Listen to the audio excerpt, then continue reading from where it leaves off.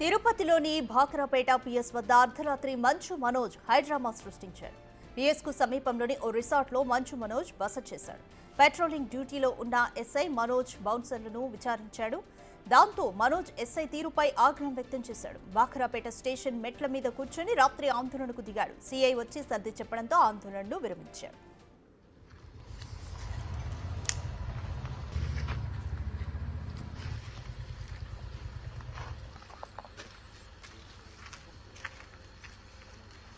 వచ్చినంత మాట్లాడినా నన్ను ఎందుకు వచ్చి డిస్టర్బ్ చేశారు? ఒక్క మాట చెప్తే వెళ్ళిపోతాను సార్. అంతే నేను అడిగేది రెండే రెండు నిమిషాలు మా వాళ్ళ దగ్గరకు వచ్చి సీఎం గారి పేరు ఎందుకు తీశారు అండ్ నన్ను ఎందుకు డిస్టర్బ్ చేశారు అని 2 విషయాలు చెప్తే నేను ఇక్కడి నుంచి వెళ్ళిపోతాను సార్.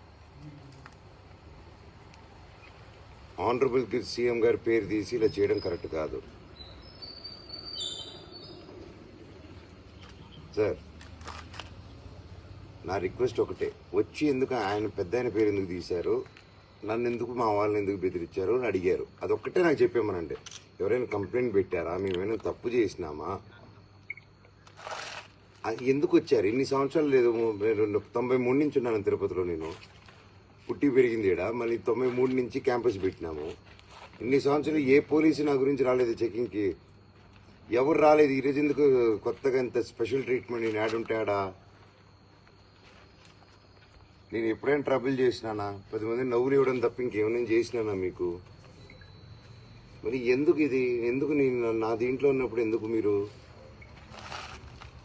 నాకు వచ్చి నాకు జస్ట్ స్టేషన్లో అఫీషియల్గా ఒక మాట చెప్తే వెళ్ళిపోతాను సార్. నేను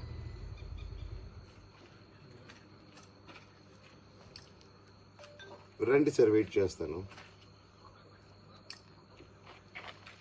సార్. సార్ నా రెస్ట్, నా ఆరోగ్యం గురించి వద్దు సార్. సార్ ప్లీజ్,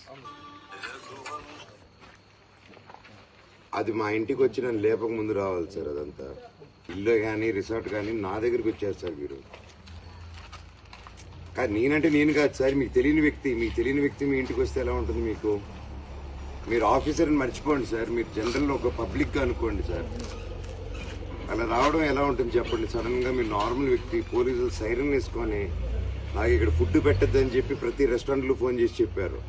నాకు ఆశ్రయం ఇవ్వద్దని ప్రతి దానికి ఫోన్ చేసి చెప్పారు. వినండి సార్, ఇప్పుడు అది మీకు తెలియదు. మీకు తెలియకుండానే మనోజ్ ఎక్కడున్నాడో వచ్చేసారు మీరు. అవన్నీ తెలియదు, కానీ మనోజ్ ఎక్కడున్నాడో తెలిసిపోతుంది.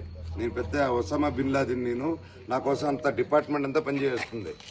నేనేమైనా పుష్పనా సార్? మీరేమైనా షకావత్ వచ్చి పట్టుకుని వెళ్ళిపోయేదానికి? ఏంటి సార్ ఇది? ఎందుకు ఎందుకు నేనేం క్రిమినల్నా, టెర్రరిస్ట్నా? ఎందుకు వచ్చారు?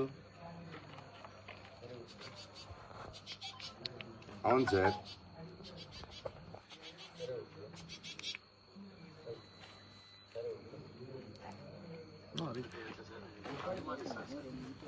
ఇది 10:30కి అభిమాని, పోలీస్ డిపార్ట్మెంట్లో ఒక అభిమాని 10:30కి సైరన్ వేసుకొని హీరోతో ఫోటో దిగాలని అభిమాని వస్తారు. అదే మీరు చెప్పేది సార్? అదేంటి సార్, అభిమానిగా వచ్చారని చెప్తున్నారు మీరు. సీఐ ఉండి, ఒక ఎస్ఐ డ్యూటీలో ఉండి సీఎం గారి పేరు చెప్పుకొని సైరన్ వేసుకొని వచ్చి నాకు కింద దింపిన తర్వాత ఇవి అభిమాని అంటే కాదు. ఇప్పుడు అభిమాని అంటే కనుక్కోవడం కాదు సార్. నేను ప్రజెంట్ చేస్తాను అన్నీ, మీకు డాక్యుమెంట్స్ అన్ని ప్రజెంట్ చేస్తాను, వీడియోస్. కానీ అభిమాని రావడం ఏంటి సార్? ఆయన కూడా, ఎస్ఐ గారు కూడా నేను అభిమానంతో వచ్చానంటున్నారు. అర్ధరాత్రి ఒక రిసార్ట్ లోపలికి సైరన్ వేసుకుని వచ్చి మా వాళ్ళని ఏ ఊరు, ఏడుంటావు, అభిమానికి ఎందుకు సార్? నా పక్కన ఉన్న వాళ్ళ ఊర్లు పేర్లు నేను వెయిట్ చేస్తున్నా, ఈడే ఉంటాను సార్. సార్ నాకే ఇలా చేస్తారంటే ఇప్పుడు నేను ఎవరి కోసం పోరాడుతున్నాను, వాళ్ళని ఏం చేస్తారు అందరూ మీరు? ఇంత నా దగ్గరకు వచ్చి 10:30కి సైరన్లు వేసుకుని వచ్చి అభిమాని అంటే నమ్మేదానికి ఎవరున్నారు సార్? సీఏ గారు కాదు, మీరు చెప్పండి సార్, ఎవరు నమ్ముతారా ఆయన అభిమాని అంటే? ఇప్పుడు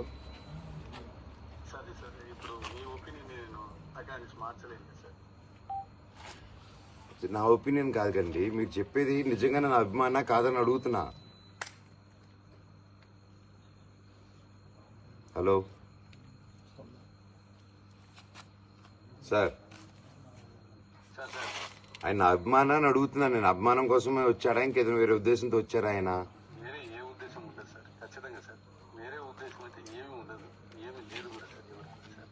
సో అభిమానంతో సైరన్లు వేసుకొని పోలీస్ ఆఫీసర్స్ రావచ్చు ఎవరింటికైనా. అదే అంటారు, సైరన్ వేసుకొని చంద్రబాబు నాయుడు గారు మా హానరబుల్ సీఎం గారి పేరు చెప్పుకొని ఆయన దగ్గర నుంచి వచ్చినాము, నీదే ఊరు ఆ ఊరు ఈ ఊరు అని చెప్పుకొని.